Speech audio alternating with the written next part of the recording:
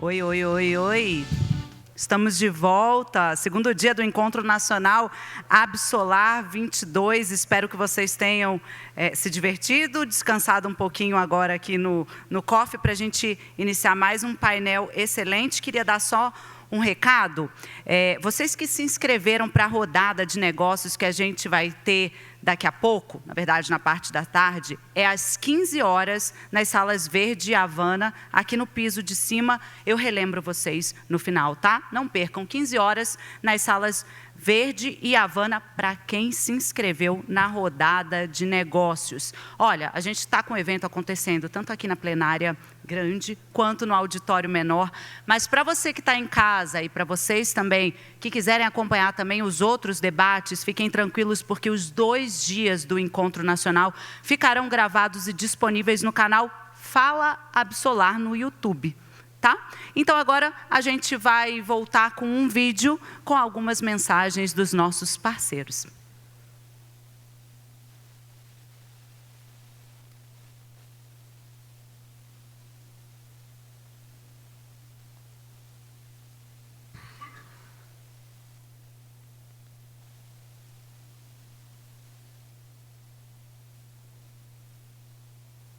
O mundo precisa de cuidado. Nossos recursos precisam ser preservados. O desenvolvimento precisa ser cada vez mais sustentável. Na Atiaia Renováveis, somos agentes de transformação. Parte do Grupo Cornélio Brenan, oferecemos soluções personalizadas em fontes de energia solar, eólica e hidráulica, que conectam seu negócio ao futuro. Atiaia Renováveis, energia limpa impulsionando o futuro. É isso, obrigado aos nossos parceiros. Reforço novamente que o QR Code que vocês encontram ou no telão ou nos banners laterais são para os formulários de envios de perguntas. Assim como a gente teve no primeiro debate de hoje, 2 perguntas excelentes. Então, se vocês se sentirem à vontade e realmente tiverem dúvidas, façam isso. Mandem essas perguntas, é muito fácil. Para você que está em casa nos assistindo, é mais fácil ainda, está aí o link do formulário aqui abaixo do nosso vídeo. Mandem essas perguntas e recheiem o nosso debate. Bom, vamos lá para mais uma mesa de palestras. Vou chamar aqui o diretor técnico e regulatório da Absolar, Carlos Dornelas, ele que também vai presidir a mesa e mediar os debates de hoje.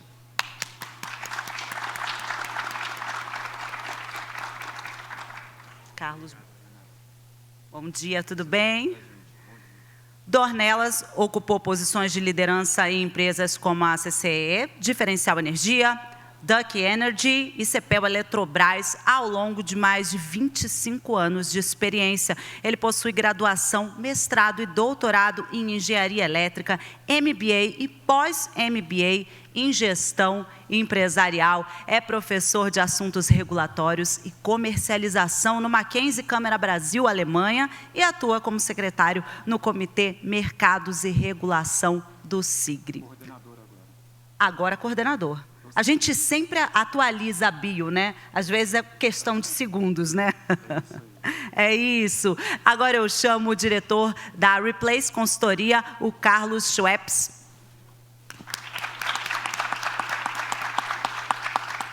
Bom dia, Carlos, seja muito bem-vindo.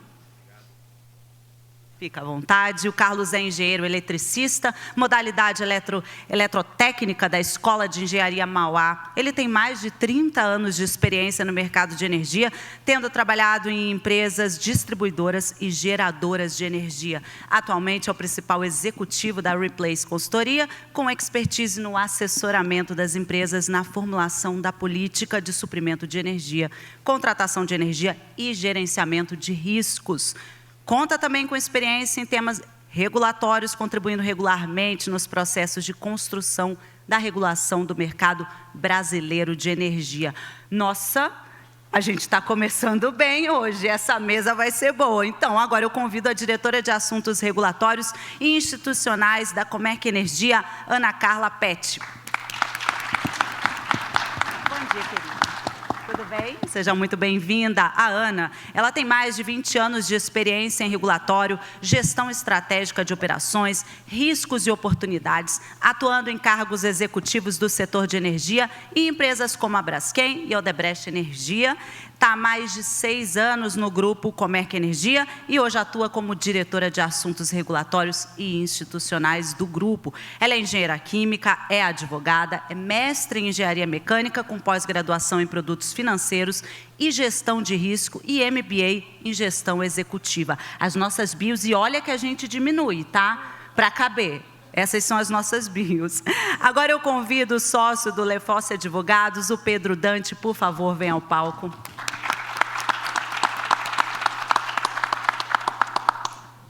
Bom dia, Pedro, tudo bem? Seja muito bem-vindo. Fica à vontade.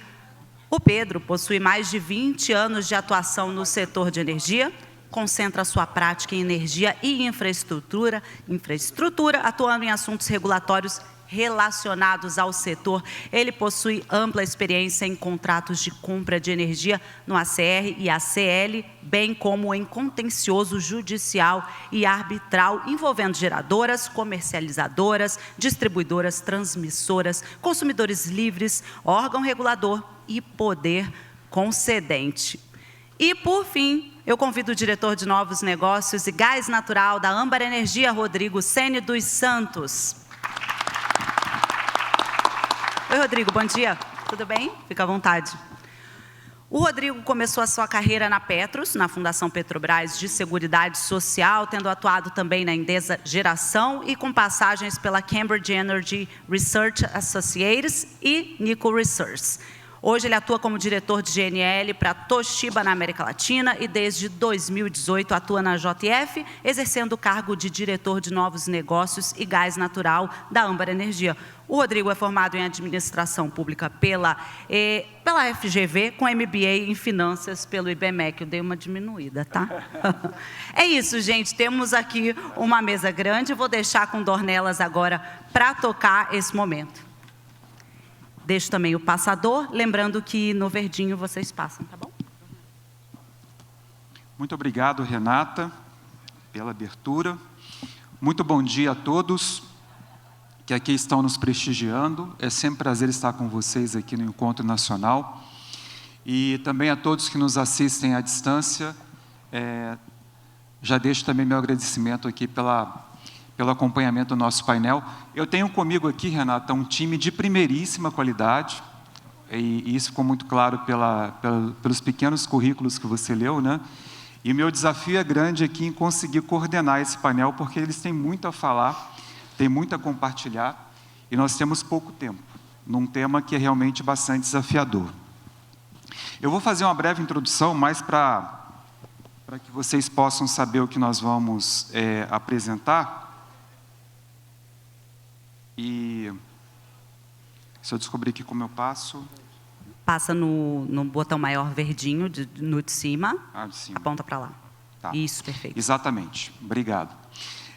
Primeiro, nós somos a AB Solar, a principal voz do setor que defende os interesses da energia solar no país. Nós atuamos em todo o Brasil, inclusive temos uma atuação internacional, sempre pensando aqui no desenvolvimento da fonte solar. O que nós vamos discutir aqui, basicamente, é a aproximação do ACL e do ACR. Lembrando que nós vivemos um momento em que o ACR, para a fonte solar, está declinando, está reduzindo a sua importância, e o ACL ganhando importância.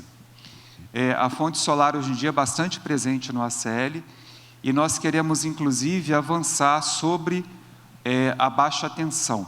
Nós entendemos que já estamos lá presentes via GD, mas existe um espaço também para GC, e a gente vai discutir isso aqui. Tá? Sempre olhando para o consumidor. O consumidor está no centro das atenções, das decisões. Isso já acontece em muitos outros serviços, por exemplo, Netflix, Uber, e não será diferente em energia elétrica. É importante que ele tenha um portfólio de opções e faça a melhor opção, a melhor escolha em função do que é oferecido a ele. E também vamos debater isso aqui com os nossos convidados.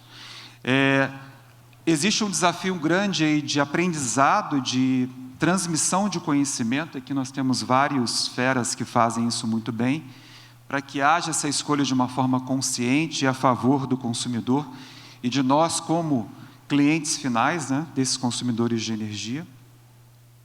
E nós vamos dar algumas dicas aqui de como fazer também a diferença nesses negócios. Quais são os principais desafios, né? Nós precisamos caminhar com a abertura de mercado, precisamos aprovar em definitivo essas regras. Ainda há uma certa dúvida em relação à posição do novo governo sobre essas questões que nós vamos debater aqui. Entendemos que deva acontecer uma livre competição, principalmente neutra do ponto de vista tecnológico. Não pode haver nenhum tipo de favorecimento a alguma tecnologia, embora nós, como solares aqui, entendemos que nós temos muitas vantagens competitivas. E, por fim, nivelar as fontes. Na mesma toada aqui, é importante que a gente tenha solução de alguns pontos que são muito relevantes. Mais cedo, aqui no painel que o Márcio Tranin coordenou, falamos de constraint off, que é a restrição de geração, que, por exemplo, para as eólicas está equacionado, ou está equacionado de uma forma tal que ainda deixa alguma insatisfação, mas está equacionado. Para solares não temos ainda essa regra e nós queremos que tenha, e estamos no caminho. E o mesmo se aplica aqui à valoração de tributos ambientais que precisamos ter para solares.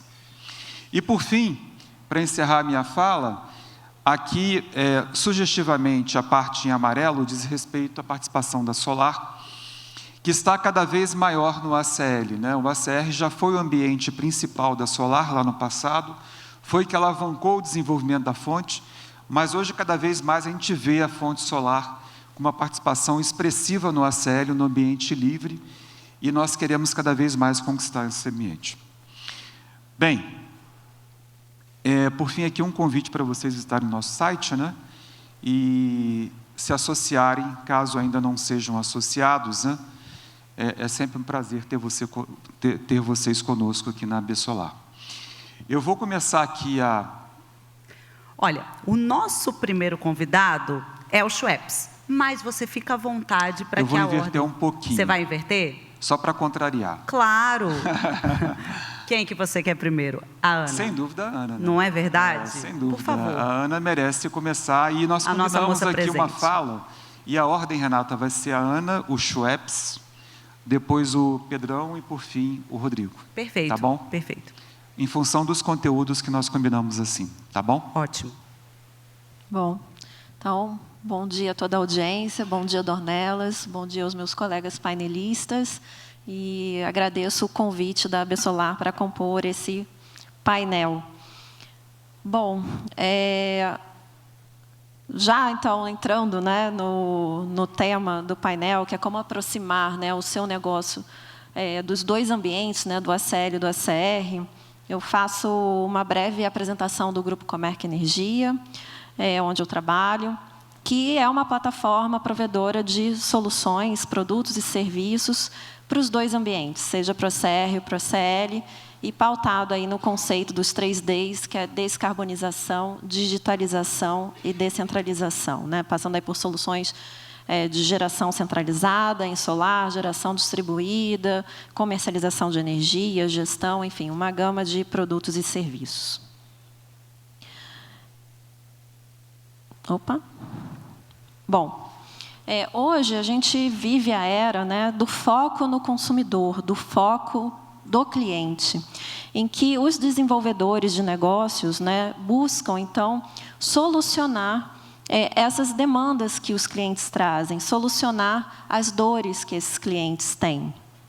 E num mundo, né, de diversidade, né, a gente pode presumir que a primeira escolha do consumidor sempre será por uma redução de custo. E, com certeza, esse vai ser talvez o principal vetor de decisão. Mas ele não é o único, né? Os consumidores, os clientes, eles também podem definir que querem ter produtos e soluções que sejam mais eficientes, que tragam uma solução de descarbonização, que tragam também alguma solução ou alguma melhoria do ambiente socioambiental que ele está localizado. E também buscar um produto ou um serviço que seja fornecido com qualidade, com excelência. Então, o consumidor ele precisa de escolhas, né, de produtos que possam atender às diversas necessidades e prioridades que ele define. E um atributo também que é muito importante é a simplicidade. Né? Um cliente ele não vai certamente tomar uma decisão que traga mais trabalho operacional, que traga mais complexidade. Né? Ele quer resolver o problema que ele tem e não resolver um e criar outros que possam surgir. Bom, nesse sentido, né, o ACR, o Ambiente de Comercialização Regulada, do ponto de vista de um consumidor, ele tende a ser bastante simples, porque o consumidor ele vai consumir energia, né, em um mês, vai haver a medição, e essa medição é multiplicada pela tarifa publicada pela ANEEL. Então, recebeu a fatura, pagou, próximo mês, volta tudo como antes. Então, é um ciclo que se repete e, de certa maneira, bastante simples. Mas, nesse ambiente, o consumidor ele não tem escolha. Né? Ele não escolhe o supridor, não escolhe o preço, não escolhe como essa energia pode ser fornecida. E aí, então, para alguns consumidores, existe a possibilidade do ACL, que, como bem o Dornelas falou, a fonte solar, né, tem sido aí uma grande protagonista, né, na expansão desse mercado. Bom, no ACL, então, o consumidor ele tem várias opções. Ele escolhe qual é o fornecedor dele de energia, o supridor, ele escolhe o preço, ele escolhe o prazo do contrato, ele vai escolher as condições de suprimento, né? Como é que essa energia vai ser entregue ao longo de um mês, ao longo das horas de um dia. Então, há várias possibilidades. Né? E, nesse caminho, a gente encontra a micro e mini geração distribuída, que, apesar dela regulatoriamente, né, ter sido desenhada para atender consumidores que estão num ambiente regulado, ela já está muito mais próxima de um ambiente de livre comercialização. Por quê? Porque já é uma escolha que o consumidor tem de escolher como que ele quer ter o suprimento energético dele atendido e com qual fonte. Né? Aqui também, na MMGD, a solar é a grande protagonista, mas até contribuindo também com as soluções de descarbonização, de entender que está contribuindo por expandir uma fonte renovável e limpa. Bom, mas o que faz um consumidor, o cliente, né, escolher por uma opção ou outra? Né? É o quê? Né? Bom, um ponto, né, que dá para a gente comentar aqui é a própria simplicidade. Migrar para o ambiente livre, ir para a GD, às vezes o consumidor precisa do quê? De informação. E às vezes ele não tem. E uma vez que tem acesso a essa informação, às vezes essa informação não ocorre de uma forma simples. Né? Acho que um dado que é interessante trazer, e que foi divulgado pela Câmara de Comercialização de Energia Elétrica nas discussões de abertura de mercado, é que cerca ainda de 5 gigamédios, né, de carga, que poderiam estar no livre, não vão para o livre, não foram para o livre. Né? E algumas que poderiam também estar no livre, ao invés de ir para o livre, foram, por exemplo, para a GD. Por que isso? Né? Bom, possivelmente porque é a falta de informação, é a complexidade dessa informação quando ela chega, é uma avaliação melhor da sua necessidade, da necessidade desses consumidores com relação à solução empregada, e também algumas complexidades que podem existir no momento em que se decide em fazer essa escolha, seja por uma complexidade na ligação da unidade, no processo de acesso da MMGD, no processo de adequação do sistema de medição para faturamento. Então, não é um processo simples, muitas vezes ele é demorado. Considerando a demora num mundo dinâmico de preços, de condições de mercado, na hora que vai conseguir executar essa solução, às vezes já se passou aquela janela de oportunidade de custo. Então, há uma série de dúvidas, né? E aí, acho que, então, já me encaminhando para o meu fechamento aqui da apresentação, até em benefício do tempo, Dornelas, o que a gente precisa, né, ter de sinais da regulação e dos agentes de mercado como um todo, para que também essas escolhas elas sejam efetivas e que possam também dar segurança tanto para os consumidores, para os clientes, como também para os provedores de solução e desenvolvedores de negócios, né, nesses ambientes, que são critérios objetivos, né, objetivos para se aprovar ou reprovar um projeto de geração distribuída, para se acessar o sistema, requisitos suficientes para se adequar a um sistema de medição para faturamento, e que eles sejam únicos para qualquer ambiente, né? Também com processos e procedimentos, padrões e bem definidos, que não haja tantas diferenças a depender da região em que esse consumidor está localizado e da decisão que ele tome. Porque quando a gente tem critérios subjetivos, procedimentos que não são padrões, requisitos que são mínimos, né? Então, que podem ser exigidos muitos outros requisitos, a complexidade ela fica muito grande e também pode acarretar custos que acabam inviabilizando essas escolhas que hoje os consumidores já existem e que os provedores de solução e de produto também fica difícil de implementar. Mas, como exemplo, a gente pode dar a efetividade de um programa de resposta de demanda, a efetividade de um agente agregador, a própria expansão de um comercializador varejista. Então, é muito importante que a gente tenha esses sinais da regulação. E que essa regulação, acho que como vários já falaram aqui ao longo, né, de ontem e de hoje já, que também sejam dados aí com base num diálogo e com base num consenso dos agentes. Bom, era essa a minha mensagem. Obrigada e bom evento para todos. Muito obrigada, Ana Carla Petti. Bom, agora vamos chamar, então, o diretor da Replace Consultoria, Carlos Schweppes. Oi, muito bom dia. É esse aqui, né? Esse aqui do meio, né? É um prazer estar aqui com vocês, né, nessa manhã, para falar um pouquinho sobre as alternativas aí para as decisões na gestão de energia. É um prazer estar falando com o pessoal que está em casa, aí, o pessoal que está remoto, aí, né, está assistindo a nossa apresentação. E para a gente é muito legal estar dividindo esse painel aqui com as pessoas aqui, com Dornelas, com a Ana, né, com o Sene, e aqui com o Pedro, são pessoas bastante experientes de mercado, gente que tem muita coisa para falar.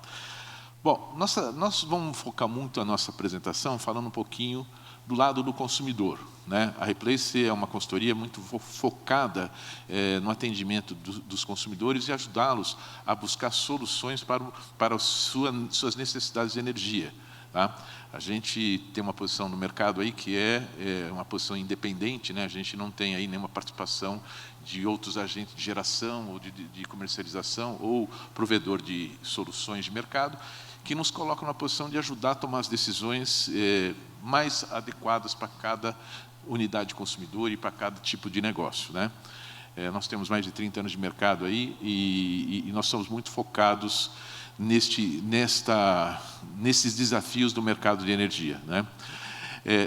E a gente vive hoje um ambiente bem desafiador para o consumidor, né?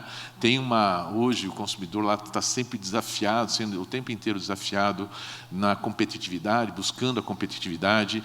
Ele tem agora um desafio de buscar práticas aí sustentáveis ambientalmente e na governança, socialmente. Ele tem um desafio permanente na busca de redução de custo e as soluções de energia. E a energia é sempre um dos fatores que a gente tem que trabalhar como um item importante. E a gente, nesse segmento, a gente tem sempre uma pressão muito grande para a redução de custo, a gente buscar alternativas, proteger a saúde financeira da empresa, buscar preços estáveis, buscar custos estáveis e decrescentes, e buscar soluções produtos, serviços e soluções de qualidade para que a gente assegure a vida da empresa, assegure os lucros e a gente contribua também para a saúde financeira das nossas empresas. E a energia está sempre no top 5 dos custos mais importantes das empresas, aí do que não é custo de matéria-prima ou de investimento direto, né? E as dúvidas que a gente tem são sempre aquele tripé. Como é que eu desenho minha estratégia de suprimento? Como é que eu planejo meu suprimento, curto, médio e longo prazo? O que eu vou buscar de solução? Como é que eu negocio preços e contratos? Como é que eu faço os melhores preços e contratos? Como é que eu busco as melhores práticas de mercado? E como é que depois que eu formalizei, defini minha estratégia, busquei meus contratos, como é que eu gerencio esses contratos e como é que eu aproveito aquilo que eu negociei nos contratos? Esses são os 3 pontos que tem desafio para o consumidor. E quando a gente vai olhando o mercado, a gente vai olhar que a gente tem que, para montar uma estratégia de suprimento hoje, eu tenho um monte de alternativas. Quando eu olho o mercado, quando o consumidor está olhando o mercado, ele está sendo procurado, está sendo bombardeado aí por diversas empresas oferecendo para ele Mercado Livre, uma solução de eficiência energética, uma instalação de um painel solar na sua unidade consumidora, uma geração centralizada, uma geração remota, uma autoprodução, uma geração distribuída. E quando a gente olha as empresas de maior porte, que tem um maior número de unidades, ele tem soluções específicas para cada uma dessas, para cada conjunto de unidades consumidoras, ele tem soluções que são mais adequadas para cada uma delas. E o desafio é sempre planejar essas soluções e desenhar a solução para cada conjunto de unidades. E discutir ainda, para cada solução encontrada, que contrato que eu vou fazer. O mercado oferece hoje contratos de 1 ano, 3 anos, 5 anos, 10 anos, 15 anos, preço flat, preço escalonado, preço decrescente. O que eu faço para cada unidade consumidora? Aí eu estou olhando, dependendo do negócio da empresa, da vida da empresa, a gente vai desenhar a forma melhor de como fazer o contrato, que vigência de contrato a gente vai buscar e que forma de precificação dos contratos. E outro desafio é pensar o futuro. Eu estou hoje contratando uma autoprodução, que é um contrato de 10, 15 anos, que vai começar daqui 3 anos. Eu estou olhando 18 anos para frente, 17, 18 anos para frente. Então, como é que vai estar o consumo desta empresa daqui 10 anos, 15 anos? Como é que eu crio condições de contratação para enfrentar as mudanças tecnológicas que vão haver nesse intervalo de tempo aí?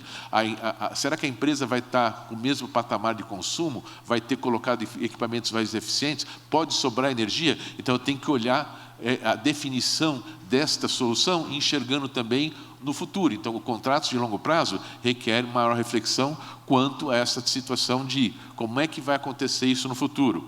E eu tenho que buscar sempre nas negociações flexibilidades para gerar oportunidade. Como é que eu crio contratos, eu crio situações para gerar flexibilidade e para eu poder explorar oportunidades que aconteçam. Apareceu uma situação nova, apareceu uma oportunidade, uma tecnologia nova, como é que eu tenho espaço para aproveitar essa tecnologia e ganhar eficiência, ganhar sustentabilidade, ganhar custos nesse segmento. Isso é o primeiro tripé, né? A primeira perna do tripé é o planejamento, é desenhar a solução.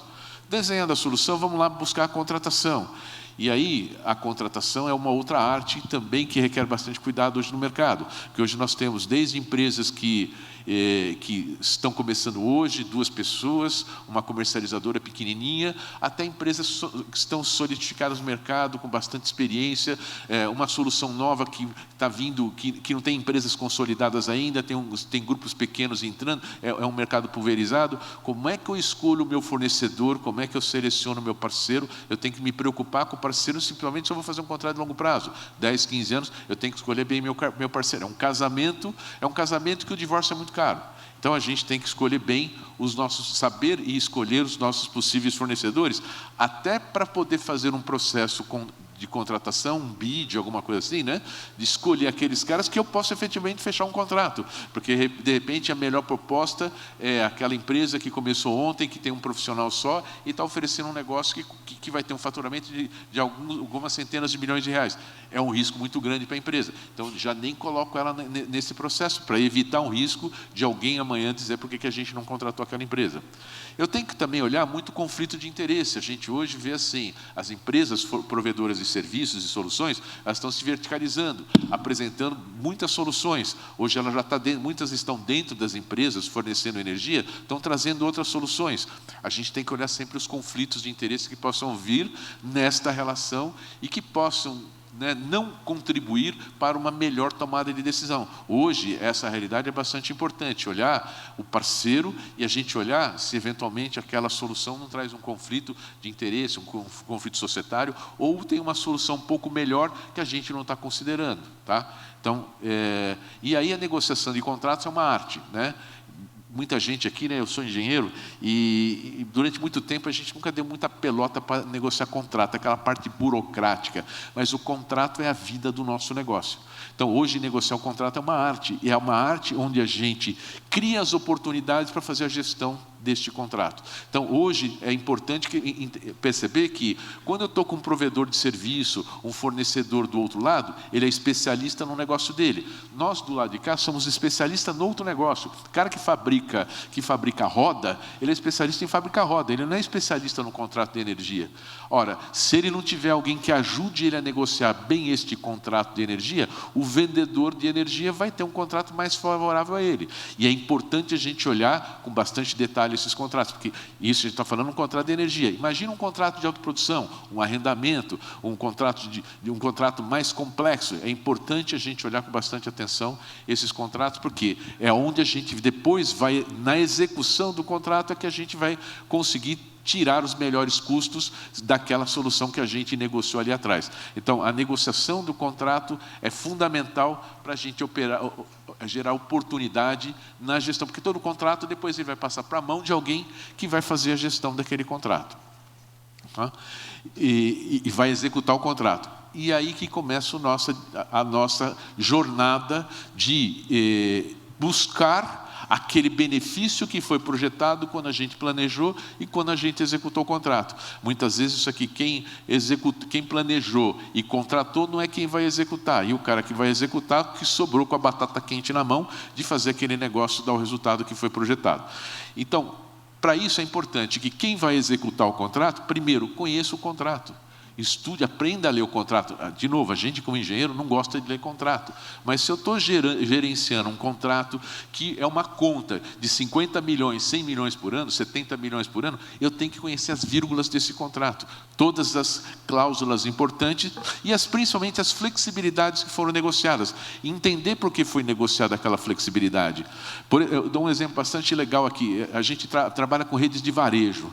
Uma rede de varejo tem uma característica muito curiosa, né? Porque o cara tem uma loja lá, ele abre a loja, ele expande a loja, ele diminui a loja, ele fecha a loja, depois ele reabre de novo naquele local. Então, a rede de varejo é um ser vivo. Como é que eu faço um contrato para esse cara, para que daqui 5 anos, 3 anos ou 4 anos eu possa atender a essas características que são dele? Ele abre, fecha, sobe, desce, aumenta a loja, diminui a loja, ele faz esse movimento o tempo inteiro. Eu tenho que criar um contrato que eu possa, em qualquer momento, trocar o tipo de loja que eu estou usando. Eu estou na loja A, eu quero colocar a loja B no contrato. Eu tenho que negociar isso no contrato. Agora, quem vai gerenciar esse contrato tem que saber que tem essa prerrogativa, que eu posso trocar a loja e posso me beneficiar para não sobrar energia. Então, esse uso das flexibilidades é super importante que o executor ele conheça. E a gente aproveitar as oportunidades que tem no contrato. Mas o vendedor está dizendo que eu vou arbitrar o contrato. Eu negociei a possibilidade de arbitrar o contrato. Eu criei a possibilidade de, na negociação do contrato, de, por exemplo, pedir uma parada programada de 20 dias no momento que o preço está caro, ou no momento que o preço está numa situação, ou que eu não tenho volume para usar aquela energia, e vou usar aquela prerrogativa de diminuir o volume contratado, obedecendo às regras que estão no contrato. Então, todas essas condições fazem parte da gente usar aquilo que foi negociado dentro do contrato. Outra coisa que é difícil para a gente que está no dia a dia, renegociar o contrato. Parece que a gente está falando que é um pecado mortal quando eu vou renegociar um contrato ou até rescindir um contrato. Gente, tem uma cláusula de rescisão no contrato. Se o contrato não está bom, pago a multa e saio dele. Se ele tem uma condição lá que eu posso, se ela não está bom, vou renegociar o contrato com o meu vendedor, vou acertar uma outra condição mais favorável, vou buscar uma maneira que seja um ganha-ganha para os dois. Às vezes não é, mas a gente tem essa prerrogativa de renegociar o contrato. A gente sabe que um contrato de 10 anos, ele vai ser renegociado em algum momento. Ele vai ficar caro, ou ele vai ficar barato, ele vai ficar numa condição que ele não é boa, e ele vai ser renegociado. E, principalmente hoje, a gente tem o volume de dados que a gente gerencia, e eu estou falando aqui quando a gente está falando, por exemplo, geração distribuída. Eu tenho lá um contrato de arrendamento de uma usina de geração distribuída para um conjunto de unidades consumidoras. Ora, mudou o perfil das unidades, eu tenho que ter uma condição de renegociar esse contrato e fazer uma outra solução que ele seja positiva para mim e positiva para o meu parceiro. Então, a gente tem que ter essa possibilidade sempre de renegociar e ajustar. E todas as vezes que a gente fala do mercado de energia, a gente sempre está falando que a gente gerencia muito dado e muita informação. Ora, se eu tenho uma rede, eu estou trabalhando com uma unidade, tem 40 fábricas, 30 a 40 fábricas, uma rede de varejo com 300 unidades consumidoras, qualquer situação que a gente for olhar, eu vou ter que gerenciar contas de energia, contratos no mercado cativo, contratos no mercado livre, contratos de geração distribuída, e tenho que juntar essas informações e conferir as faturas, eu tenho que conferir os dados, tenho que informar para o vendedor quanto que eu vou precisar de energia, conferir se isso está tudo certo, fazer registro na CCE. Hoje, fazer sem TI isso aí é muito difícil. Então, a gente tem que digitalizar as operações. Para digitalizar a operação, a gente tem que mexer em processo. E a gente hoje vive, a gente na Replace, hoje a gente vive um momento de digitalização dos nossos procedimentos, e a gente teve que mudar a cultura interna, teve que mudar processo. Hoje nós estamos trabalhando para mudar o processo dos nossos clientes, para automatizar os processos deles também, para fazer com que eles diminuam a sua mão de obra usando as ferramentas de TI que hoje tem no mercado. Então, assim, a gente tem que enxergar que hoje a gestão do contrato é onde a gente vai buscar os resultados que a gente planejou, que a gente negociou, e a gente vai até buscar novas oportunidades. E a gente percebe sempre o seguinte: eu tenho um contrato, dá para fazer algo melhor com ele? Sempre dá. Sempre tem oportunidade para explorar, sempre tem alguma coisa nova que a gente pode desenvolver dentro daquele contrato, uma nova solução, uma nova maneira de enxergar, seja ela com energia, seja ela com a parte tributária, seja ela com a parte de governança, seja ela com a parte de ambiental, sempre tem alguma coisa que a gente pode aperfeiçoar e melhorar. Nosso desafio sempre é tornar este conjunto de soluções, achar sempre para cada unidade consumidora qual é a melhor solução para ela. Nós temos algumas que a gente vai dizer assim, Mercado Livre é a melhor solução para esse conjunto de unidades consumidoras. Tem outro conjunto que uma autoprodução centralizada, uma autoprodução remota, vai ser a solução ideal. Algumas outras, nós vamos pular para a geração distribuída. Mas todas as alternativas a gente vai estar explorando. E, às vezes, no mesmo cliente, 2, 3 alternativas ou 4 alternativas simultaneamente que a gente vai estar desenvolvendo. E agora, sem ter inteligência e conhecimento, vai ser o desafio da gente no futuro. É inteligência, conhecimento de toda essa parte regulatória, toda essa operação e essas negociações de contrato. Hoje o regulatório é um item importante de conhecimento para a gente também. Tá? Já excedi um pouco o meu tempo aqui, obrigado aí. Tá? Obrigada, Schweppes. Passando agora a palavra para o sócio do Lefosse Advocacia, o Pedro Dante, por favor. Obrigado, Ornelas, Absolar, pelo convite. Carlos, você podia usar mais o meu tempo. Você estava falando que tem que olhar e revisar contrato. A gente não combinou, tá? Eu, como advogado aqui, estava quase... Ana, você não comentou, tá? Você podia ter falado um pouquinho. Eu estava vibrando aqui. E o contrato, ele precisa ser lido, entendido, e só quando você precisa usar e percebe que ele não foi bem redigido, é que você percebe o problema que você tem, tá? Então, eu brinco, como sócio do Lefosse, a gente é o escritório Full Service, a gente é um pouco um termômetro do mercado, nós advogados, do que está acontecendo. Eu estou há algum tempo no setor também, essa aproximação do ACR para o ACL está acontecendo, felizmente, finalmente. Então, os negócios já estão acontecendo. Segmento solar, as novas empresas, novos entrantes, está impulsionando o setor de energia. O setor de energia é bom de gerar, de construir, mas comercialmente está um passo atrás ainda. Então, a gente percebe que empresas que não são do setor de energia, eu vou comentar alguns cases, estão olhando como alcançar esses consumidores. Tá? Mercado cativo. Eu sou um apaixonado por geração distribuída. A gente já estruturou os maiores projetos de GD do país, Claro, Vivo, Itaú, Raizen. Na minha percepção, a GD ela veio para ficar e ela vai ser o veículo de geração própria de energia do mercado cativo.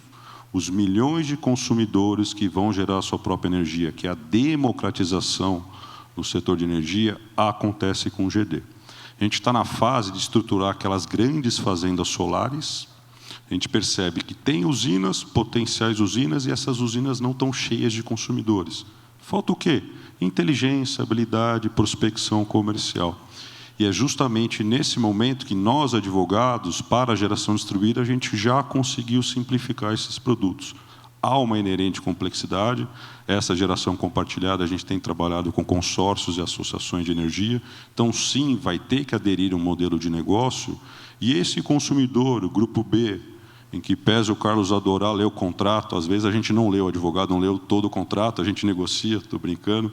Esse consumidor aceita assinar um termo de associação, de adesão, aceita como se fosse contratar um telefone, outro serviço de internet, para ter uma redução do custo de energia. Concordo plenamente com a Ana, não é só redução, é sustentabilidade, outros vetores, mas geração distribuída sem investimento, com redução de custo, tarifa do regulado, é um produto muito atrativo. A gente começou a trabalhar, por exemplo, com Ultragaz, vocês devem ter percebido, ela fez aquisição, nada é confidencial, por isso que eu estou falando, de uma plataforma da Stella. Quantos consumidores vocês acham que tem na base de clientes da Ultragaz? Chutem, não chute, Carlos. Chuta alto. 5 milhões. Carlos chutou 5. 15 milhões de consumidores na base de clientes da Ultragaz. Tá. Justamente, ela já entrou sem fazer muito marketing. A gente está estruturando o projeto, usinas. Como a gente fez um projeto, a Ana vai lembrar, com o Telecom, com a Vivo, com a Mori. E todo mundo está tentando achar essa tecnologia de como encher essas usinas com milhões de consumidores. Na minha percepção, geração distribuída vai ser o veículo dessa estruturação. E está acontecendo agora, já nesse próximo ano. Então, o GD, que está com os 15 gigas, no PDE da EPF falou, não lembro, acho que era 30 gigas até 2031, eles vão errar, tá? Eu acho que vai chegar. Então, chega antes e talvez muito antes que todo mundo imaginava. Tá? Então, mais 6 gigas, o Carlos falou. Então, fazendo corte, o GD está consolidado, veio para ficar, prorrogação dos 6 meses. Então, solar, mercado cativo, além dos leilões regulados, GD é algo que a gente tem estruturado muito. Tá? Passando para o mercado livre, é um mercado mais complexo, em que pese toda essa simplificação que nós, o setor, estamos procurando, junto com outros players do mercado, vai ser difícil num curto prazo. Então, esses milhares, milhões de consumidores no mercado livre pode acontecer. Eu sou um pouco mais pé no chão. Acho que Grupo A, alta tensão, vai ter o seu produto PPA, vai ter autoprodução, que eu já comento, mas essa ideia de abertura total ao mercado livre, 2026, 2028, 2029, talvez um produto que seja interessante, que seja a simplificação, é o comercializador varejista. A gente já começou também a estruturar muito produto nesse sentido, grandes players, petroleiras, agronegócio todo abrindo sua comercializadora, abrindo o seu varejista, que é porque o Carlos falou, o consumidor ele vai ter o leque de opções, mas ele quer redução de custo e simplicidade. E aderir a essa carga embaixo de um varejista, na minha percepção, vai ser o próximo passo do Mercado Livre. E o Mercado Livre, dada essa impossibilidade de prever custo, regulação, muda muito, tem toda essa questão de exposição ao PLD, isso precisa ser compreendido para o consumidor, porque se atrasar no mercado cativo, você tem a distribuidora entregando, você tem a tarifa, mas você atrasar seu projeto no Mercado Livre, seja o gerador ou o consumidor, não ter aquela energia, você tem exposição ao PLD. E um produto que a gente tem estruturado muito, também a gente deu a sorte e a competência de fazer o grande projeto da Vale Casa dos Ventos, autoprodução por equiparação.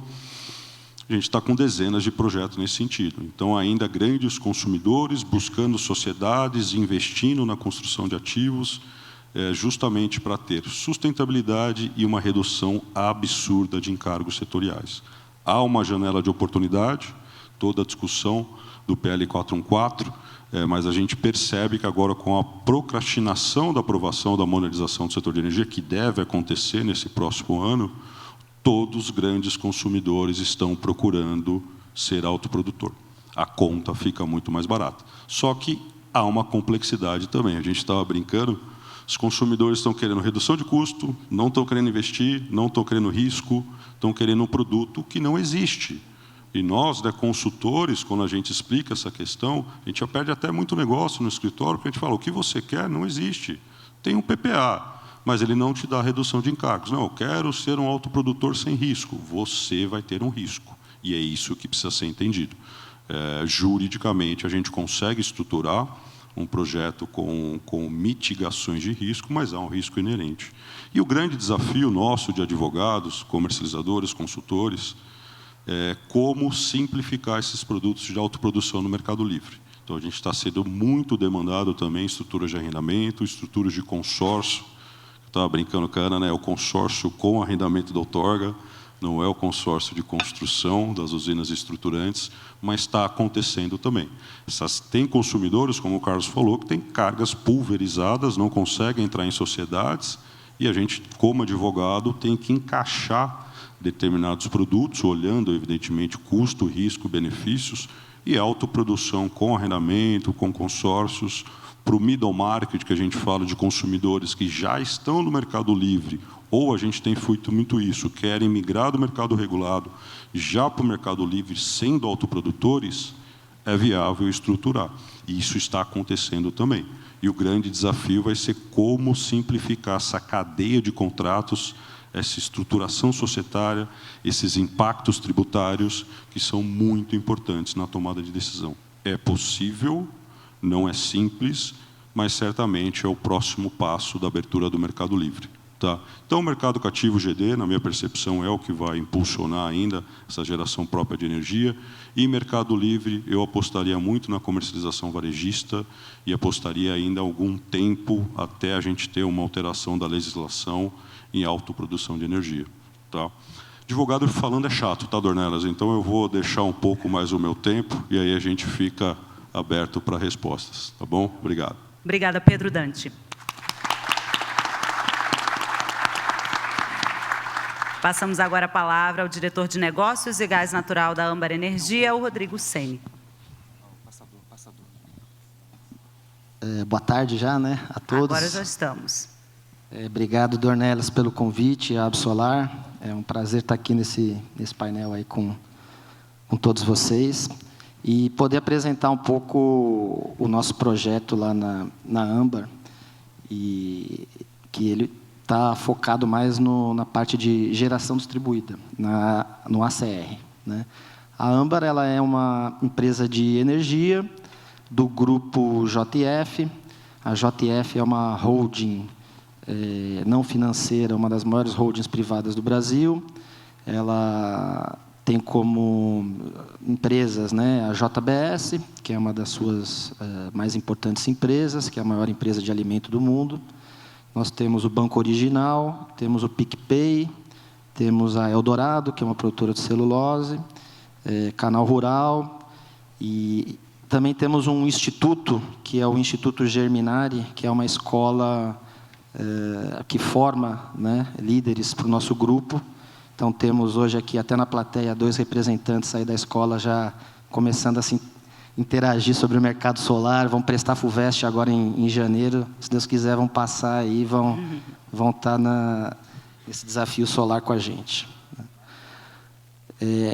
Contando um pouco da Âmbar rapidamente, nós operamos usinas termoelétricas, né? Temos as 2 térmicas que são ponta de sistema, que a gente chama do Sistema Integrado Nacional. Uma delas é a UTE Cuiabá, usina Maricovas, a outra é a usina Uruguaiana. São térmicas spot, quer dizer que elas só são acionadas quando o governo tem crise hidráulica. Né? Elas foram pensadas e construídas na época por duas empresas americanas, a Enron e a AES, visando, naquela época, há 20 anos atrás, 23, 24, 25 anos atrás, o mercado livre de energia no continente sul-americano, né? Essas empresas vieram para o Brasil e montaram aqui, na época, em 2000, 1999, montaram grandes mesas de operações para fazer trade de energia elétrica e fazendo uma aposta no país, né? Além disso, nós transportamos gás natural também, através de um pipeline. Nós temos operações na Bolívia, 15 funcionários lá, 2 linhas de transmissões em parcerias com Furnas.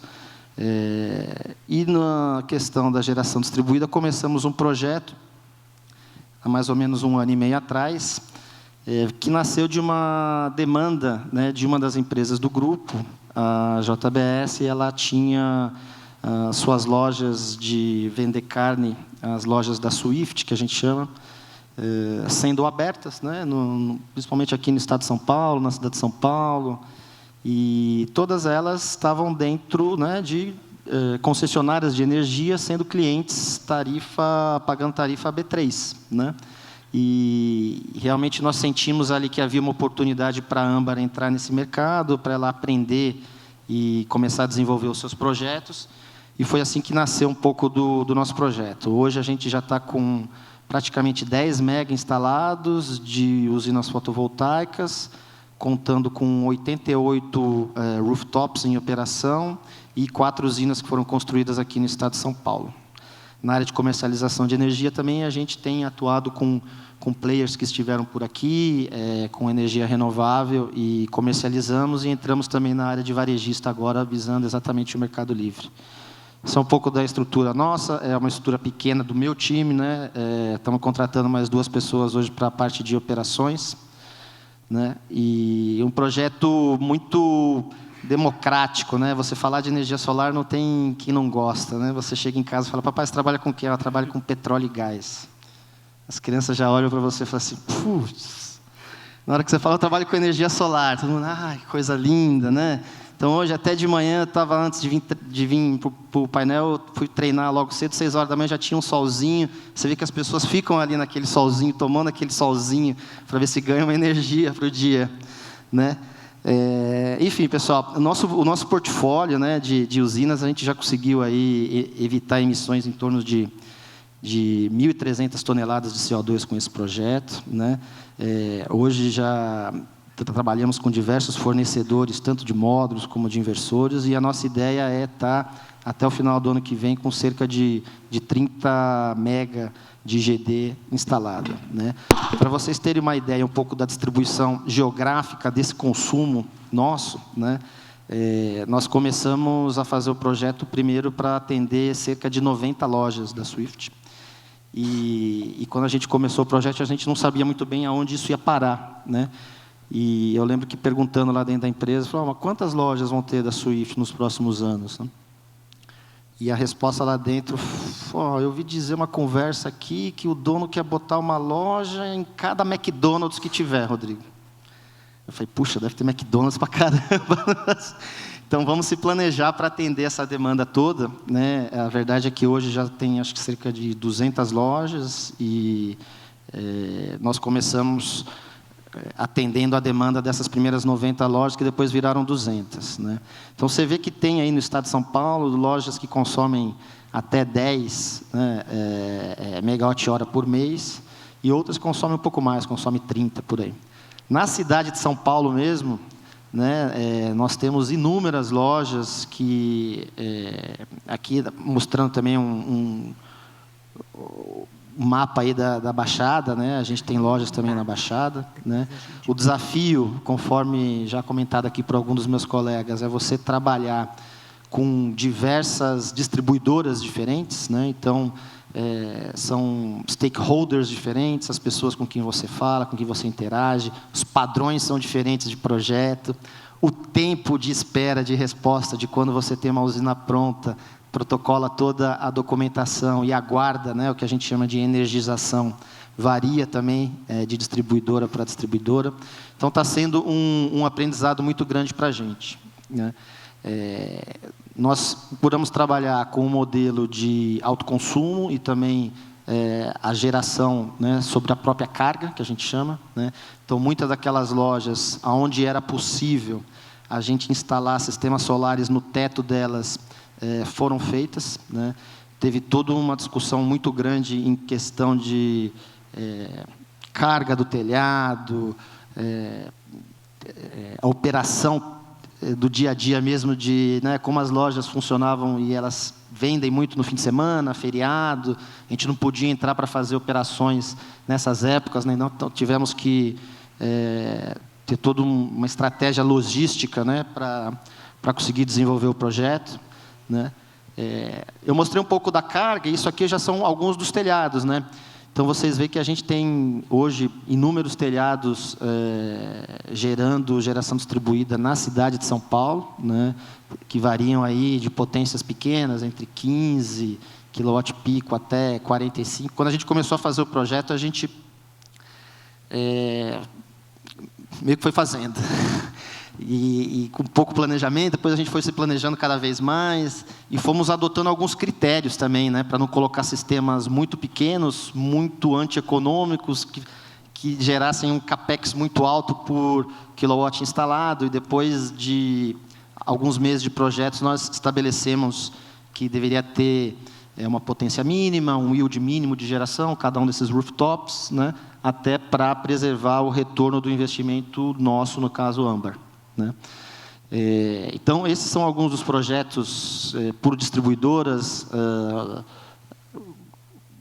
os projetos que já estão operando, os projetos que têm parecer emitido, os projetos que estão aguardando parecer, né? Nós estamos aí com, só de fazendas solares, cerca de 7,2 mega operando de fazendas e um pipeline aí de 26, né? Nos telhados, nós hoje estamos com 2 mega de telhado operando, distribuído em 2, 4, 6, 8 e 9 distribuidoras, né? E pretendemos aí chegar a 2,3 telhados. É uma satisfação muito grande, né, você poder apresentar gráficos com crescimento. Então, a gente vê como as fazendas solares são importantes para complementar a energia gerada no rooftop, no nosso caso, né? Primeiro, porque elas têm um capex de instalação mais baixo. Segundo, porque elas têm uma produtividade melhor por estarem em locais com maiores insolação, né? E depois toda a parte de operação e logística delas também são mais adequadas. Uma das experiências que a gente teve, e foi legal que você mencionou aqui a questão da Stella e da Ultra. A gente fez uma parceria com a Stella também, antes do Grupo Ultra comprarem eles, para poder explorar o modelo da geração compartilhada. A geração compartilhada, na verdade, ela exige, né, você ter uma cooperativa de energia, né, onde os seus clientes, vamos dizer assim, os seus cooperados vão usufruir daquele benefício, né, de ter o desconto na tarifa de energia.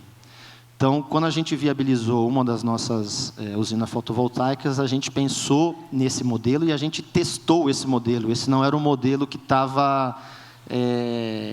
né, a gente não tinha certeza se ia dar certo o modelo, porque numa ponta a gente tinha usinas solares gerando para a própria JBS, né, uma questão de autoprodução. A gente sabia que havia lá um risco de crédito baixo e um contrato de 15 anos que permitia a gente fazer os investimentos. Na questão da geração compartilhada e da cooperativa, foi meio que um velho oeste. A gente se aventurou, montou a usina e, né, em parceria lá com esses colaboradores, nós vimos, bom, vamos fazer uma campanha agora de... né, vamos testar esse produto, que nem ela falou assim, vamos ver se vai ter interesse, né, esse produto que é um produto renovável, que é um produto onde você paga 10% a menos na sua conta de energia. Então, nós oferecemos esse produto, primeiro, para os funcionários do grupo, que moravam na própria região da distribuidora, oferecemos para os moradores da cidade onde nós construímos a fazenda solar, né? E oferecemos para as empresas como essa, né, que vão atrás desses 20 milhões de clientes lá do Ultra, no caso, e selecionam esses clientes e colocam para dentro da cooperativa, vamos dizer assim, né? A nossa experiência teve um sucesso muito grande. A gente imaginou que ia conseguir encher, né, vamos dizer assim, a demanda da usina em 3, 4 semanas, levou menos de 48 horas. Né? Então, passamos por todo o processo burocrático de assinar os contratos, etc. Né? E hoje temos aí cerca de 800 cooperados já dentro das nossas fazendas solares, além do alto consumo remoto que a própria usina gera para as lojas da Swift. Né? Tivemos um cronograma extenso esse ano, de instalação de lojas, de energização de lojas, né? Fazendo cerca aí de 6, 7 lojas por mês, né? Com todo a questão da logística, né? A gente lá no grupo trabalha muito com os detalhes e vai atrás de fazer as coisas, né, com mãos próprias. Então, nós mesmos importamos os módulos lá da China. A gente viu como é importante você ter uma estratégia de compra, né, desse CAPEX, porque a variação cambial pode inviabilizar o projeto, uma vez que 80%, 86% dos custos de um projeto desse são as placas, são os inversores, né? Então, prestamos bastante atenção nessa questão da logística. As tarifas de energia da GD são tarifas adequadas, né, que te permitem olhar para elas e falar, pô, eu tenho um retorno aqui que vai ser suficiente para o meu investidor. Né? Eu acho que o ACL hoje ele está muito... os preços da energia estão muito baixos, na verdade. Né? Então, hoje, o custo marginal de operação do sistema elétrico é 2 centavos. Quem aqui na sua casa paga R$10? Quem aqui na sua casa paga menos de R$10 na conta de luz? Ninguém, óbvio. O governo publica um número que é esse, é 0,2 centavos o custo marginal de operação da energia essa semana. Né? Quem aqui na sua casa paga R$1.500 numa conta de luz? Ninguém. Por quê? Porque esse era o custo marginal de operação quando estava na crise hídrica, lá quando o custo marginal bateu R$3.500 no megawatt-hora. Né? Então, o setor elétrico, ele fica... todo mundo fica disputando um pouco entre os 0,2 centavos e os R$3.500. Existe aí um arcabouço todo regulatório de instituições e da própria estrutura do setor elétrico, que não cabe aqui a gente discutir, mas é sempre bom a gente ter ele também como visão. Né? Mas, enfim, um PPA de mais de $100 por megawatt-hora parece ser um PPA interessante, e o bacana é que é democrático, né? Você não precisa do governo, você não precisa de uma canetada do governo para fazer isso. Já está lá, já está na lei, já foi aprovado pelo Congresso, já foi discutido. Existem algumas modificações que precisam ser feitas. Gente, está acabando o meu tempo aqui, eu vou só para mostrar um pouco mais dos nossos projetos, e já estou concluindo a minha apresentação. Né? Essas são as nossas usinas solares que entraram, né? Cada uma tem uma potência diferente, tem um yield diferente. A usina aqui de Saltinho, que é uma usina de 5 mega, foi a primeira que a gente inaugurou. Essa é a nossa última usina de Porto Feliz, 1,2 mega aqui no estado de São Paulo. O nosso CD Flora, que fica lá na própria sede da empresa, também conseguimos colocar um sistema grande lá. O PicPay, que foi o nosso primeiro projeto no Espírito Santo. E as lojas todas aqui, que foram energizadas até novembro, até maio desse ano, até setembro. Né? Sempre a gente foi colocando, a cada 6 meses, cerca de 400K em rooftop.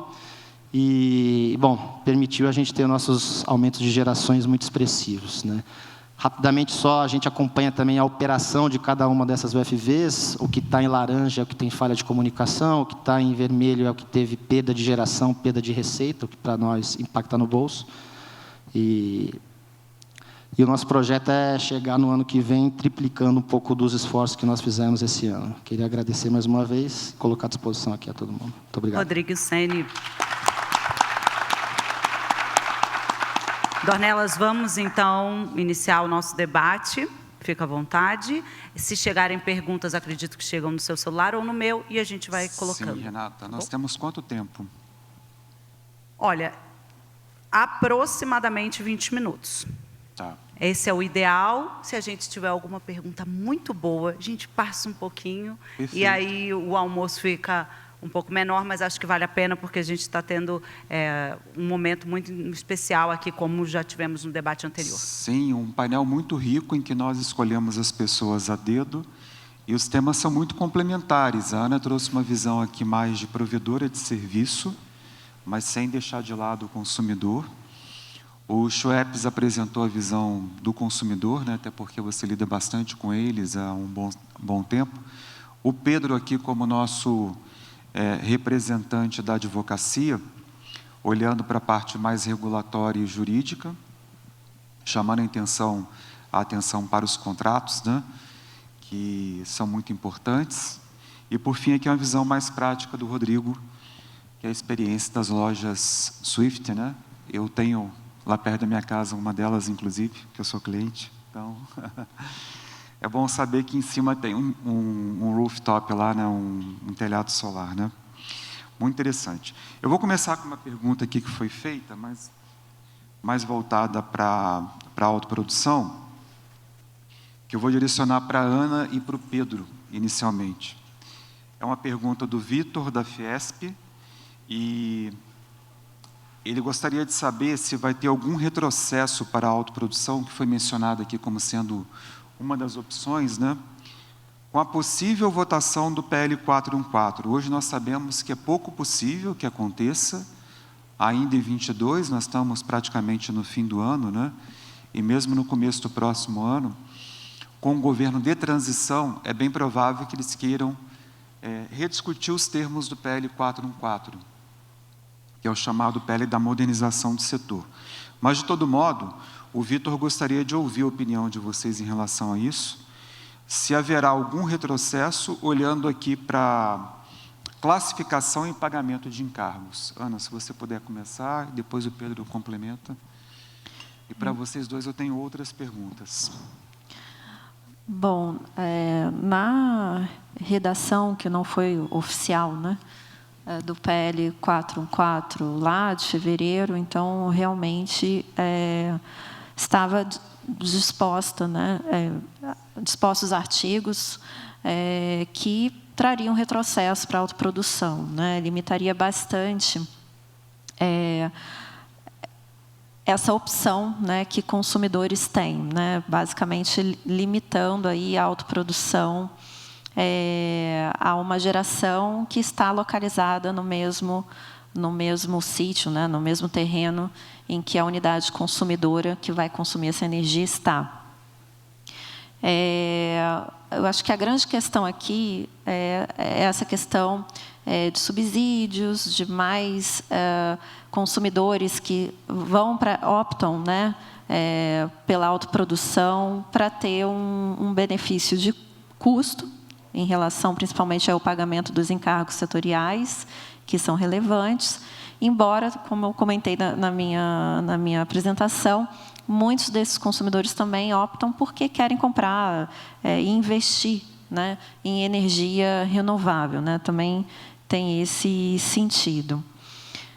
No sentido da discussão da redução de subsídios, de redução de encargos, pode até ser que haja um aprimoramento, aí, um avanço legislativo, regulatório, para colocar alguma restrição na atividade da autoprodução.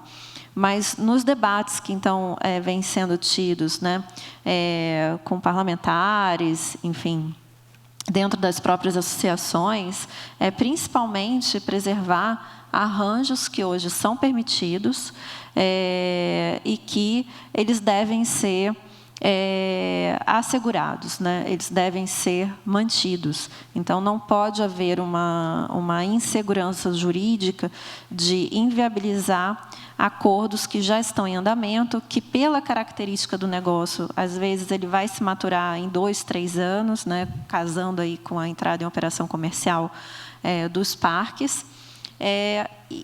Então, eu diria assim, o principal ponto é esse, assim, é manter o que hoje é permitido, estabelecer um prazo de transição para uma eventual restrição. E ter um bom debate também com relação aos próprios encargos setoriais, né? No histórico da autoprodução, o autoprodutor ele investia para ter segurança do seu suprimento energético e, principalmente, do custo desse suprimento. E, em contrapartida a um caixa, uma capacidade de investimento que ele poderia colocar no core business dele, e ele está direcionando para o setor elétrico, ele tinha como contrapartida não pagar encargos setoriais naquela parcela que ele autoproduziu. Na medida que esses encargos vêm aumentando ao longo do tempo, é claro que atrai a atenção de outros consumidores para esse modelo de negócio. E agora, lembrando também que, acho que aí o Pedro pode falar bem melhor do que eu, né, do ponto de vista da complexidade contratual desses arranjos, também não é qualquer consumidor que vai topar um arranjo desse, porque também, como o Pedro comentou, traz riscos que vão além de um consumidor tradicional que compra o seu contrato de energia, que firma o seu PPA. Então, não é simples, né? Também tem toda uma questão de crédito também, que não é qualquer consumidor que pode acessar um arranjo desse. Então, tem vários detalhes, mas a expectativa pode ser que sim, que haja uma restrição, mas desde que preservado todos os acordos e arranjos que existem e que são hoje possíveis e que ainda podem levar um tempo para chegar à sua maturação. Sim, sendo pragmática, a Ana foi muito completa na resposta, tá? A gente está bem preocupado. Essa última versão do PL, ela não é boa para a autoprodução, que causa uma surpresa.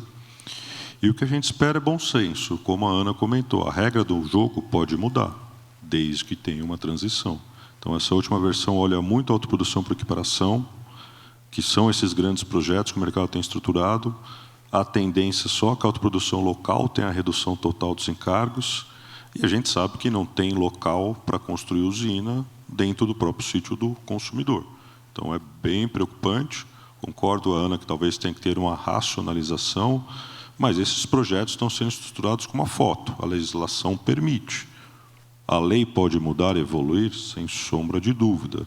Mas nessas últimas versões do PL não tem uma transição adequada. O que a gente espera, advogados, né? Mudar a legislação, ter, como aconteceu com a lei da EGD, um ano de transição e os projetos fechados, estruturados. Só que o que é o projeto fechado? O consumidor já entrou na sociedade, a usina já está gerando. Então, esses projetos são de longo prazo, essas usinas vão entrar em 2024, 2025. Então, há uma grande insegurança. Ou se recua o negócio, ou o que o mercado tem feito, acelera para fechar esses projetos e aguardar bom senso. É o que a gente espera. Tá bom? Obrigado, Pedro. Obrigado, Ana. Entendi que as respostas foram satisfatórias. Esse tema é um tema bastante relevante, principalmente para a energia solar, para as fontes solares, porque elas são muito flexíveis e escaláveis para uma autoprodução por equiparação. Então, afeta muito. E a situação atual, na minha opinião, é mais favorável. Qualquer mudança que haja pode afetar e nós temos que acompanhar com muita atenção. De todo modo, nós entendemos que o PL vai passar por um repensar. Agora, eu tenho uma pergunta aqui para o Schweppes e para o Rodrigo, que é uma pergunta que sempre me fazem, e hoje, felizmente, eu não estou na posição de responder, vou passar para vocês a pergunta, que tem a ver com... primeiro, quem fez a pergunta, né, o Nilo Melo, da Próspera, que tem a ver justamente com a possibilidade da abertura de mercado além do que aí já está, né, atingindo a baixa tensão. Ele gostaria de saber se isto pode inviabilizar a geração distribuída remota, ou seja, se este avanço no mercado livre pode afetar de alguma forma o espaço da geração distribuída. E é uma pergunta que que sempre aparece. Eu tenho minha opinião, mas eu quero ouvir a de vocês. Vou começar aqui pelo Schweppes, depois a gente passa para o Rodrigo. Essa é uma dúvida existencial aí, né? Assim, pela experiência que a gente tem visto aí, com as regras atuais, eu concordo aqui com o Pedro, né, que ele comentou lá que a geração distribuída, a baixa tensão é geração distribuída. Acho que com as regras atuais, pouco provável que a gente avance muito do mercado livre na baixa tensão. Acredito que possa ser alguma coisa, possa trazer alguma operação de mercado livre em redes, empresas que já têm outras unidades do mercado livre, já têm redes de varejo, redes tipo empresas de telefonia, que já têm unidades do mercado livre, e algumas unidades, em algumas concessionárias, pode ser mais interessante você ter uma operação de mercado livre do que uma geração distribuída, mas acho que isso é exceção. Acho que assim, o mercado livre, ele deve, a minha opinião hoje, com o estilo, com as regras que nós temos, com o trabalho operacional que a gente tem, mesmo com o comercializador varejista, com as regras que a gente tem, eu acho que ainda vai ficar restrito ao Grupo A. E ainda tem um pedaço do Grupo A que acho que ainda a geração distribuída é mais interessante do que a gente ter mercado livre. Aqueles menores consumidores, ainda a geração distribuída é mais simples e acho que tem várias concessionárias que ela é bastante competitiva. Concordo em gênero, número e grau.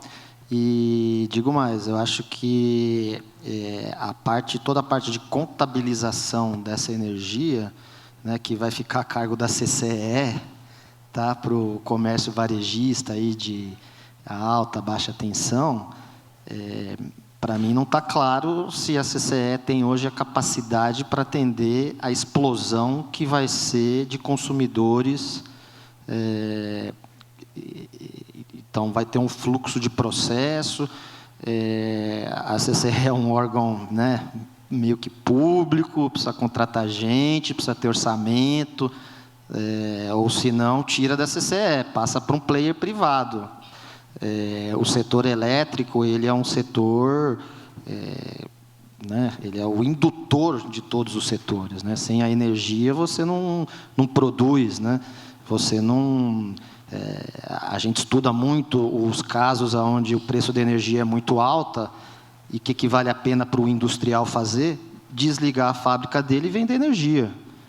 Foi isso que aconteceu com a gente na crise energética da Ucrânia. Na Europa, por exemplo, quando os preços de energia atingiram $1.000 o megawatt-hora, R$5.000 o megawatt-hora, esse é o preço da energia que não existe, né?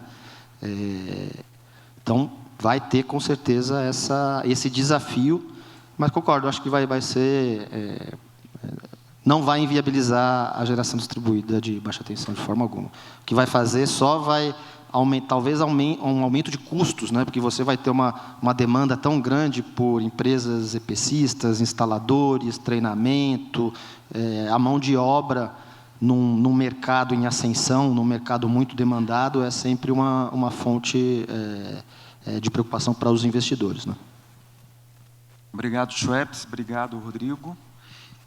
O consumidor ter mais opções é sempre interessante. Ele, certamente, no comando, vai tomar a melhor decisão, que passa por um apoio, uma consultoria bem escolhida, né? Porque tem, acima de tudo, uma questão de gestão de riscos, né? Que nós não falamos aqui ainda, que é algo difícil de fazer, poucos conhecem, mas é importantíssimo de fazer, porque risco zero praticamente não existe, né? Sempre há algum risco, como o Pedro mencionou, e é preciso dimensioná-lo e, acima de tudo, mitigá-lo para que não haja problema ao longo da gestão da energia. Eu vou fazer uma última pergunta, nós temos mais 6 minutos aqui, eu vou deixar livre, já que todos já falaram, que é uma pergunta da Carol, da Comerc. Ela é mais extensa, mas resumindo aqui, tem a ver com a formação de preço, que hoje acontece por modelo no Brasil, e existe uma pergunta, uma pergunta difícil, né? E existe sempre um debate se devemos continuar nessa linha, nessa toada de formação de preço por modelos, ou eventualmente por oferta-demanda. E ela quer saber como que isso afeta os negócios que hoje aí estão, né? Nós sabemos que os preços de contratos bilaterais, eles têm a sua lógica própria, mas, de alguma forma, eles têm ali um referencial, que é o preço do mercado de curto prazo. Então, a pergunta é livre, e quem se sentir corajoso para responder, fique à vontade. Eu passo, hein? Vai lá, Carlos. Vamos lá. Não é para advogado essa pergunta, não, hein, Pedrão? Eu penso assim, que no modelo que nós temos hoje de país, é difícil a gente colocar, trazer uma formação de preço oferta-demanda, tá? Oferta-demanda, trazer um modelo oferta-demanda hoje é muito difícil da gente trazer. Nosso mercado é muito concentrado. Você juntar 4 ou 5 agentes vão formar preço de mercado. Então, assim, a gente corre muito risco de manipulação de mercado, de oligopólio, formação de oligopólios, né? Eu acho que, assim, para que a gente possa discutir, para valer, ter oferta de preço, né? Oferta de preço com o mercado, nós temos que ter um mercado mais pulverizado. Ninguém pode ter 10, 15% do mercado. Você não pode ter uma Engie com 10, 15% do mercado, uma Eletrobras com 20% do mercado. Eles são muito fortes, são muito grandes. E eles podem fazer preço, e o nosso preço é nacional, né? Não é regional, tem uma série de particularidades aí que eu acho que a gente tem que tomar muito cuidado com a discussão de preço, oferta e demanda no mercado tão concentrado. E aí a gente olhar também, se a gente olhar entre as comercializadoras, se você olhar que tem 10 comercializadoras que dominam 50%, 60% do mercado. Então, assim, é muito concentrado para a gente imaginar que a gente possa ter um preço, oferta, demanda, que o mercado faça o preço, oferta, demanda. O consumidor não manda no preço, quem manda no preço são os agentes. Tá? Esse é o que eu imagino que a gente ainda tem que viver um bom tempo ainda com o modelo, apesar de todas as imperfeições, mas ele nos traz menos risco de manipulação de preço do que a oferta e demanda. Acho que eu gostaria de complementar, Dornelas, e com o modelo, né? Acho que o que é importante a gente seguir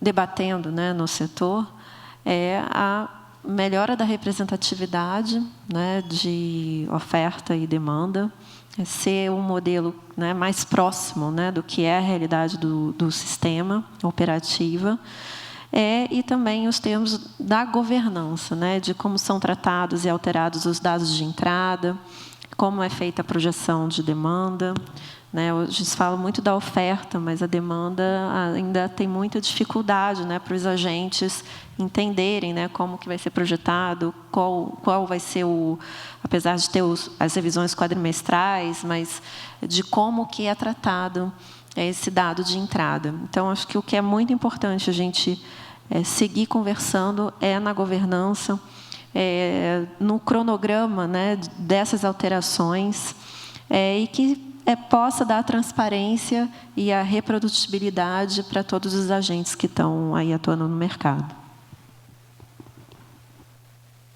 Eu tenho uma opinião bem diferente. Eu acredito que o modelo do setor elétrico está obsoleto já tem muitos anos. É impossível você jogar o Minecraft da vazão de todos os rios, da geração eólica de todos os ventos, das restrições elétricas de todas as linhas de transmissão, sem saber se algum município vai precisar da água para algum outro uso da água, para a sua sobrevivência do município, da navegação, etc. Então, na minha opinião, é um dos principais temas do setor elétrico, que tem que ser resolvido. E eu entendo a preocupação de que existem alguns agentes que talvez venham a se beneficiar por um modelo de oferta e demanda, mas se a gente for pensar bem no setor de gás natural, que é um setor que a gente trabalha muito, não existe um modelo que dá o preço de gás natural no Brasil. Vocês já repararam? E o mercado de gás natural funciona do mesmo jeito que funciona o mercado do setor elétrico. Por quê? Porque o preço do gás natural no Brasil nada mais é do que oferta e demanda. Você tem uma oferta e você ainda tem um player único, né, que apesar de todas as limitações que foi colocada na Petrobras, do TCC, da diminuição de compra de gás da Bolívia, etc., ele ainda é o last supplier, né? Nós da Ambra fazemos parte também de outras associações, fazemos parte da Tegás, por exemplo, discutimos a questão de transporte de gás. Não existe. Por quê? O preço marginal do gás no Brasil é o preço do GNL na Europa, menos o transporte que vai custar para você trazer um navio de GNL da Europa até o Brasil, ou deslocar um navio de GNL do Japão até o Brasil. Esse é o custo do gás no Brasil. Esse é o custo marginal do gás no Brasil, dado por oferta e demanda.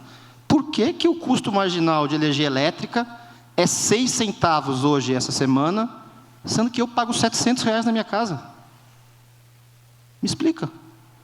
Não tem explicação, porque a explicação está em todos os penduricalhos, que são os encargos, todas as outras coisas que estão poluindo a visão para o consumidor de quanto que é realmente o seu custo marginal de energia elétrica na sua casa, na sua... o prosumidor, que a gente chama, que teria direito a escolher comprar uma energia de 690, de 685, de 675. Né? Então, eu acho que é um bom assunto para a gente estar debatendo aí por várias horas. Sim, esse assunto aqui mereceria um painel só sobre informação de preços, né? É um tema bastante apaixonante e complexo também, que poucos conseguem aprofundar. Eu diria que, da minha parte, que o mais importante é que haja uma aproximação adequada entre a formação de preço e o planejamento da operação. Porque, na medida em que isso acontece, nós temos menos encargos que prejudicam menos negócios, né? Então, eu até creio que a gente não consiga fugir da modelagem de forma absoluta, porque, ainda que haja formação de preço por oferta e demanda, algum modelo vai ser necessário. Mas o mais importante, sem dúvida, é que a gente tenha menos encargos. Os encargos, certamente, atrapalham bastante a vida do consumidor. Renata, nós concluímos com sucesso aqui, no prazo que você nos deu. Perfeito. E foi um painel muito bacana. Foi, é disso que é feito um debate, né? Opiniões diversas que nos fazem refletir, enfim, sobre o cenário atual, sobre esse panorama. Eu espero sinceramente que a plateia presente e vocês que estão assistindo de casa remotamente estejam consumindo, absorvendo esse conteúdo de qualidade com muita empolgação, com entusiasmo. Esse foi só amanhã do nosso encontro Absolar 22, do nosso segundo dia. Agora, na parte da tarde, tem muito mais. Eu quero agradecer a Ana, ao Pedro, ao Schweppes, ao Sene. Muito obrigado e, claro, ao Dornelas por esse painel. Obrigada.